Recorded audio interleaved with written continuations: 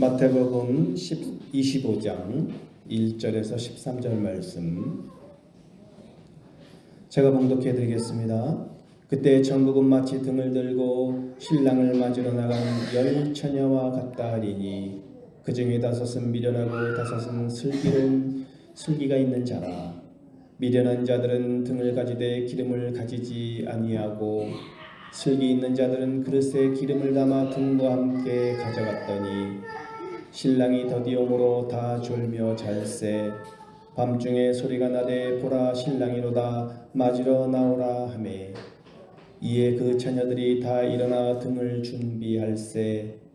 미련한 자들이 슬기 있는 자들에게 이르되 우리 등불이 꺼져가니 너희 기름을 좀 나눠달라 하거늘 슬기 있는 자들이 대답하여 이르되 우리와 너희가 쓰기에 다 부족할까노니 차라리 파는 자들에게 가서 너희 쓸 것을 사라 하니 그들이 살아간 사이에 신랑이 오므로 준비하였던 자들은 함께 혼인잔치에 들어가고 문은 닫힌지라. 그의 남은 처녀들이 와서 이르되 주여 주여 우리에게 열어주소서. 대답하여 이르되 진실로 너희에게 이르노니 내가 너희를 알지 못하노라 하였느니라. 그런즉 깨어있으라 너희는 그날과 그때를 알지 못하느니라. 아멘. 기도드리겠습니다. 하나님 감사합니다. 거룩하고 복된 주일 아버지 앞에 나와 싸움나이다. 하나님께서 긍휼과 자비를 베풀어 주셔서 이 시간에도 저희들에게 말씀하여 주옵소서. 예수님의 이름으로 기도하였습니다. 아멘. 지난 한 주간 참 고생이 많으셨습니다. 큰일 치르고 나서 많은 분들이 독감으로 고생을 하셨습니다. 요즘에 아주 코로나 또 독감이 아주 유행하고 또 코로나 확진자도 증가세로 돌아선 상황에서 독감 환자도 지난 1, 2년 전과 비교해서 압도적으로 많이 늘어났다고 해요. 2년 전과 비교해서 한 20배 가까이 늘어났다고 해요. 초등학교 독감 환자가 일주일 만에 한 58% 증가했는데 26명 중에서 17명이 콜록콜록이고 9명이 학교에 나왔다. 지난주 우리 교회에도 큰 행사 치르고 몸살을 앓았습니다. 다들 독감에 걸려서 한 주간을 고생을 많이 하셨는데 그래도 참 감사합니다. 참 감사해요. 행사 때 그냥 콜록콜록이지 아니하고 행사를 잘 치르고 주일 예배까지 잘 드리고 주일 예배 다 끝나니까 오후부터 이제 슬슬 또 이제 아프기 시작하니까 할 거 다 하고 그리고 또 행사 다 치르고 어려움 겪고 다 지나고 나서 그때 맞으니 또 감사하지요. 그래서 우리 참 권사님들, 집사님들, 우리 성도님들 독감으로 고생 많이 하셨는데 일 잘 치르니 감사하고 그래도 감사한 게 또 목사가 또 안 걸렸으니 또 감사하고 장로님도 또 건강하시니 감사하고 우리 집사님들도 이렇게 아직은 건재하니까 감사하고 감사한 그런 마음입니다. 우리가 행사를 어떻게 치렀는지 생각하면 큰 행사거든요. 다 협조해 주셔가지고 잘 이렇게 치러낸 것 같습니다. 오늘 말씀은 이제 이 천국에 대한 말씀인데 예수님께서 천국은 이렇다 이렇게 말씀하시는 거예요. 그때 천국은 마치 등을 들고 신랑을 맞으러 나간 열 처녀와 같다. 천국은 열 처녀와 같다. 예수님의 말씀은 참 쉬워요. 이렇게 비유로 말씀해 주셨어요. 절대로 어렵지가 않습니다. 물론 비유로 말씀하셔서 그 뜻을 잘 헤아리지 못할 때도 있지만 그냥 비유니까 너무 쉬운 거예요. 그 자체로도 아주 좋습니다. 그래서 천국은 열 처녀와 같다. 천국은 무엇에 비길 수 있다. 그러니까 천국은 열처녀와 같다. 그런 말씀이에요. 언제 올지 모르는 하나님 나라를 일상에서 늘 준비하면서 살아야 된다. 그런 말씀이죠. 하늘나라는 이런 일에 비길 수 있을 것이다. 처녀 10사람이 등불을 마련하여 신랑을 맞으러 나갔다. 그러니까 천국이라고 하는 것은 열처녀, 등불을 마련해가지고 신랑을 맞으러 나간 열처녀와 같다는 거죠. 그러니까 등을 들고 신랑을 맞으러서 나간 열처녀인데 오늘 예수님께서 이 비유의 말씀을 하시면서 마태복음 25장에서 말씀을 하시면서 24장과 이렇게 연결해서 말씀하십니다. 마태복음 24장에서 예수님께서는 이 세상의 마지막 때에 일어날 일을 가르치셨어요.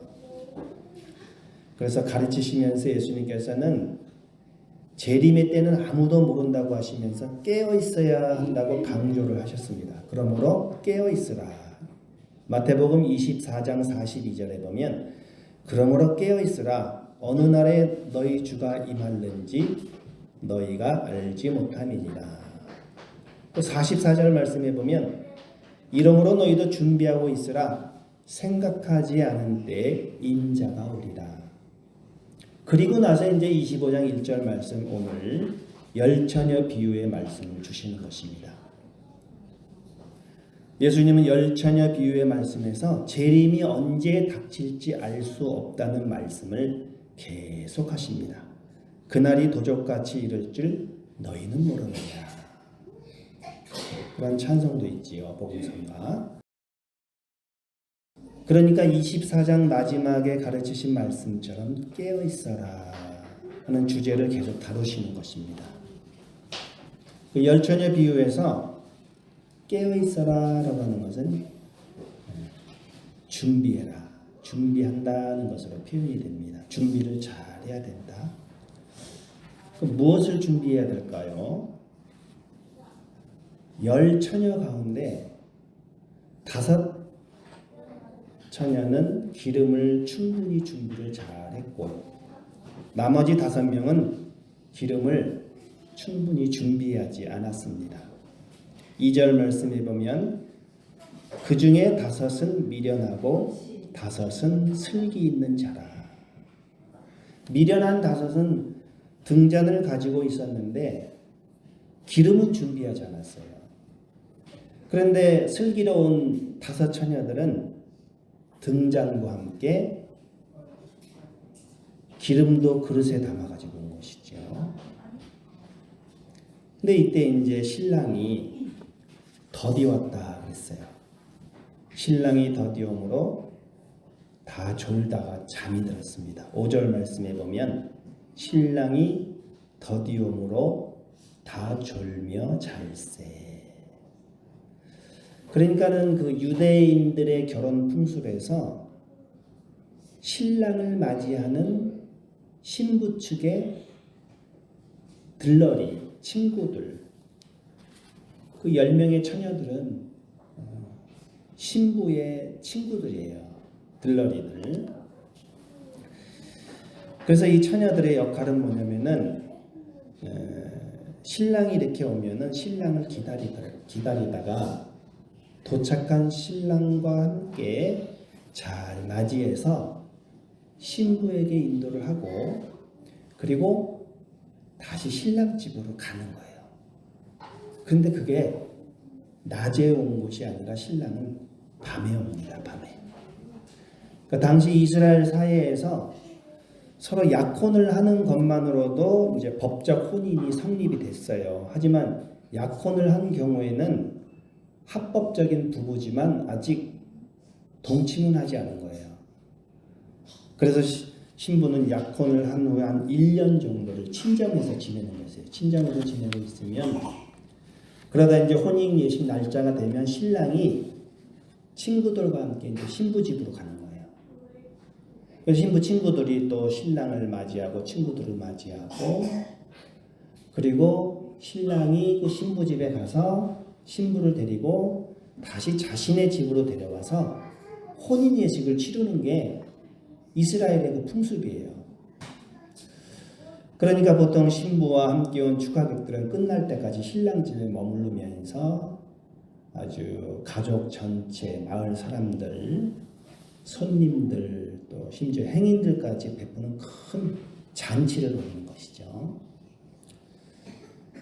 그러니까 이때 신부 측에서는 신부 측 들러리가 친구들이 신랑 집까지 들고 갈 등불을 준비를 해야 됩니다.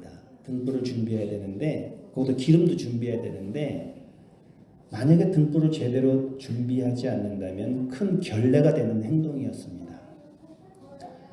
그래서 이제 신부들이 신부 들러리들이 10명의 처녀들이 신랑이 이제 오기만을 기다리고 있는 거예요.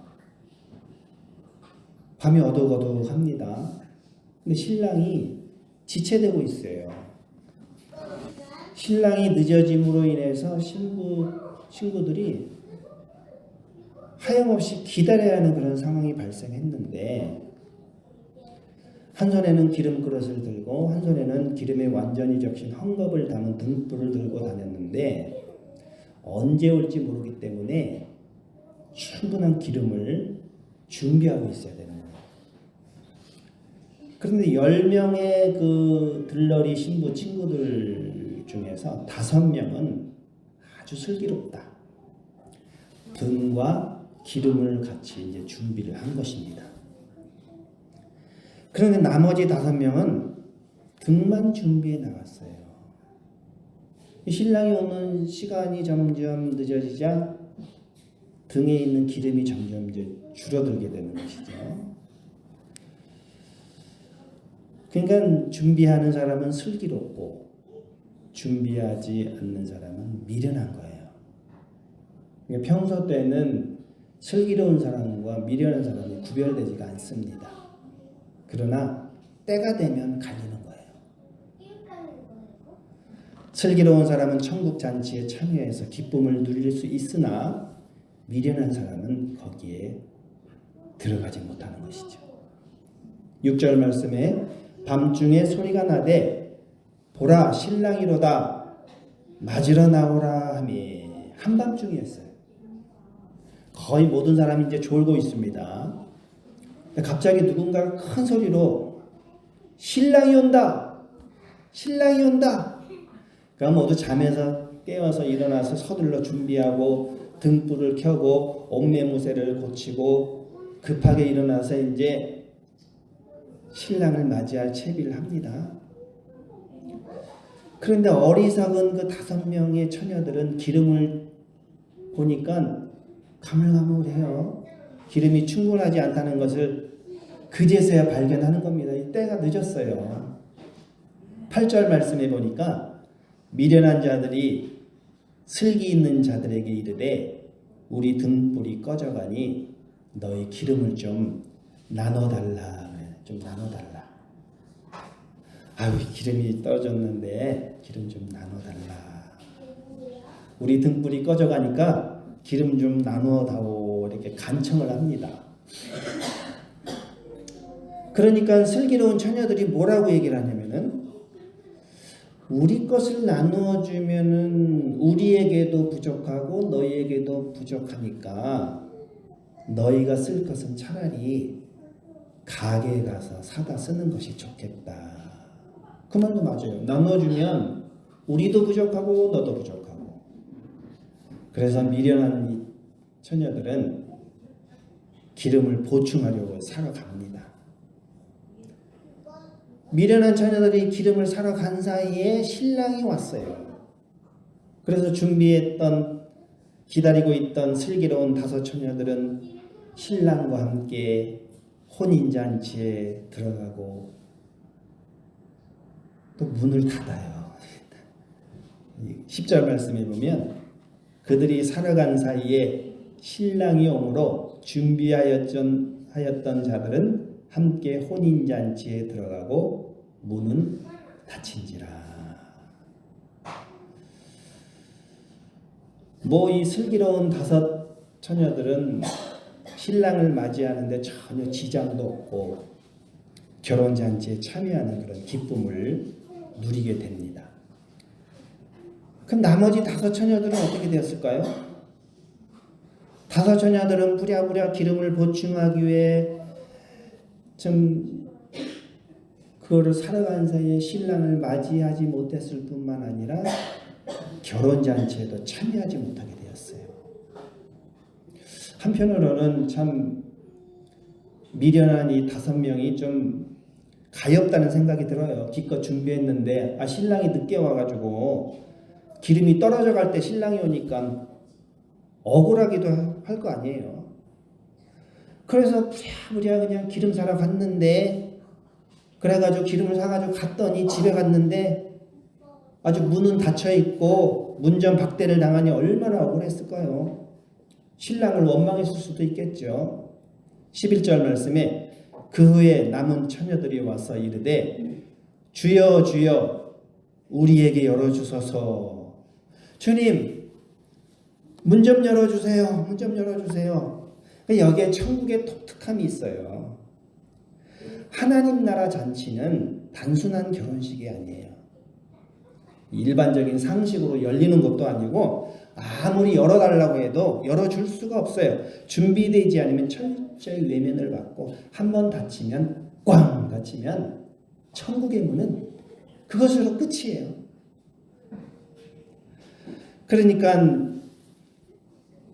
신랑이 12절 말씀에 대답하여 이르되 진실로 너희에게 이르노니 내가 너희를 알지 못하노라 하였느니라. 신랑이 말해요. 분명히 들으시오. 나는 당신들이 누구인지 모릅니다. 하고 외면을 하는 거예요. 이 비유에서 신랑은 누구냐면 바로 예수님이십니다. 예수님이 신랑이시고 10명의 처녀들은 성도라는 것입니다. 주님을 믿는 성도라고 해서 다 하나님 나라에 들어가는 것이 아니라 준비된 자, 깨어있는 자만이 천국에 들어간다 말씀하시는 거예요. 그러니까 우리도 기름을 준비를 하고 있어라 그런 말씀이에요. 잘 준비를 하고 있어라. 내가 준비할 수 있는 각자의 기름을 잘 준비를 해라. 이 시대는 주님의 다시 오심이 늦어짐으로 인해서 그리스도인들과 교회들이 다 졸며 자고 있는 때예요.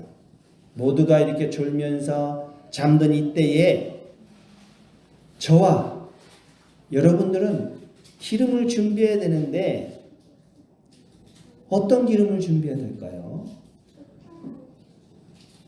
기름을 준비해야지 준비하지 못하면은 울고 불고 때를 써도 아무 소용이 없어요. 아무리 세차게 문을 두드려 소용이 없어요. 문은 꽝 하고 닫혔습니다. 예수님이 그렇게 말씀하시는 거예요. 내가 진실로 너희에게 말한다. 나는 너희를 알지 못한다. 어느 날 내가 천국에 가려고 하는데 들어가는 문이 꽝 닫혔다고 생각을 해보세요. 그때 아무리 울고 불고 해도 소용이 없어요. 그냥 어떻게 해야 되나요? 미리미리 기름을 잘 준비를 해야죠. 그러니까 그 당시 풍습으로 이제 신랑과 신부가 들어가고 나면 문을 닫았다고 해요. 왜 문을 닫냐면 잔치 도중에 자꾸 문을 열면 분위기가 깨지니까. 천국 문은 더 그런 거예요. 천국 문은 한번 닫히면 못 여니까 예수님이 그런 말씀을 하시는 거예요. 깨어라. 준비하고 있어라. 언제 주님의 재림이 있을지 모르니까 준비해라. 뭐 그런 말씀이에요. 자, 그러면 우리가 준비를 해야 되는데 뭘 준비를 해야 되냐요? 뭘? 하늘나라 잔치가 열렸습니다. 하늘나라 잔치로 비유해요. 잔치. 혼인잔치. 근데 우리가 이 다음에 하늘나라 혼인잔치에도 들어가지만 매 주일 예배드리는 이 주일 예배도 하나님이 베풀어 주시는 천국잔치와 같은 거예요. 그러니까 이 잔치에 참여한 사람들은 즐겁게 먹고 마셔야 되는 것이에요. 여러분 주일날 이것도 하나님께서 마련해 주신 잔치입니다. 부활하신 날이에요. 주님께서 부활하신 날, 금요일날 십자가에 달려 죽으시고 주일날 부활하셨잖아요. 이 주일날은 잔칫날이에요. 잔치에 참여한 사람들은, 주일날 교회에 온 사람들은 즐겁게 먹고 마셔야 되는 거예요. 예배 기쁨으로 참여하고 말씀을 하게 먹고 사람들로 북적북적 대야 그게 잔치예요. 잔치. 여러분 그런 마음으로 주일 예배에 임하셔야 되는 거예요. 기쁘고 즐겁고 사람을 만나면 좋고. 오늘 현경제일교회가 교회 설립 32주년을 맞이하는 주일이에요. 그러니까 1991년도 11월 11일 그 교회 설립일입니다. 32년 차가 되었어요. 11월 11일이 어저께니까 어저께는 이제 농업인의 날이라고 해서 이제 가래떡 데이 이제 그러잖아요. 그래 우리 쌀의 소중함과 또 우수성을 알리고 소비 촉진을 위해서 가래떡 데이가 이제 11월 11일입니다. 그래서 정부가 이제 농업인의 날로 정하고 2006년부터 이제 가래떡 데이다 그랬는데 유통업계에서는 이 날을 또 빼빼로 데이 그러죠. 10일이니까 빼빼로 데이, 가래떡 데이. 그래서 뭐 대대적인 판촉 행사를 벌이기도 하는데 1991년도에 11월 11일에 현경제일교회가 설립이 되었어요. 근데 1991년도 11월 9일이 저와 아내의 결혼 기념일이에요. 그래서 똑같아요. 1991년도 11월 12일이 설립일. 올해로 결혼 32주년을 맞이했는데 아무튼 제가 결혼 32주년을 맞이하면서 또 뜻깊은 행사도 하게 되고 올해가 참 감사한 해인데 주일 예배도 잔치라 이거 잔치. 하늘나라 혼인잔치를 미리 맛보는 그런 기쁨의 날이 바로 주일입니다. 주일날 잔치를 벌이는데 뭐가 필요하겠습니까? 기쁨이 넘치는 흥겨운 이 잔치인데 뭐가 필요하겠습니까? 먹을 게 필요하잖아요. 흥겨운 잔치집에는 준비를 잘 해야 되는데 넉넉한 음식이 있어야 되고 또 유대인들도 잔치인 날에는 술이 있어야 돼요. 술, 포도주. 그래서 가나에서 열린 혼인잔치에서 예수님의 어머니 마리아가 이제 주방을 좀 책임을 졌나 봐요. 그런데 이제 포도주가 그 맛 좋은 포도주가 다 떨어진 거예요. 그러니까 예수님에게 이제 청합니다. 그랬더니 예수님께서 향기 가득한 포도주를 만드셨어요. 예수님께서 행하신 첫 징표가 물로 포도주를 만든 거예요. 사람들이 먹어보고 이야 이렇게 맛 좋은 포도주가 아직도 있단 말인가? 그러니까 하늘나라 잔치는 아주 즐거워야 돼요. 잔치에 참여한 사람들은 주일날 이 잔치에 온 사람들은 표정이 즐거워야 됩니다. 즐거워야 돼.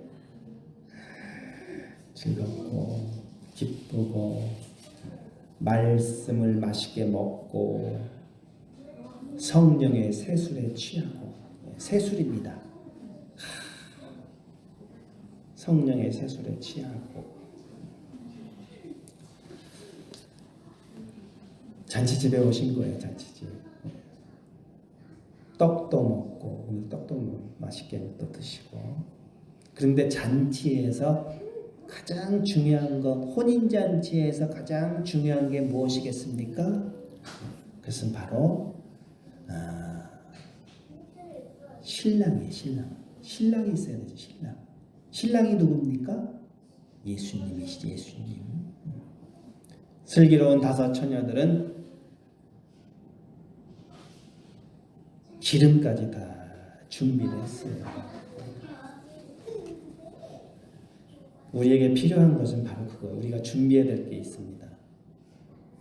작은 것이지만 깊이 생각하고 준비하는 것. 그것이 사랑인데, 우리가 준비해야 될 것이 뭐냐면은 신랑을 사랑하는 마음이에요.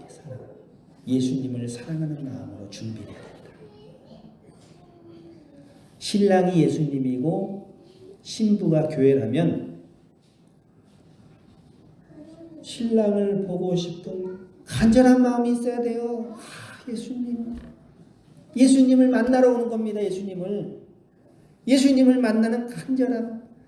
그래서 마음에 등불을 준비해서 즐겁게 부산을 떨면서 님의 마음, 예수님의 마음을 헤아리면서 몸과 마음을 단장을 딱 하고 님을 모실 마음에 가슴 설레는 기다림이 있어야 돼요. 그러니까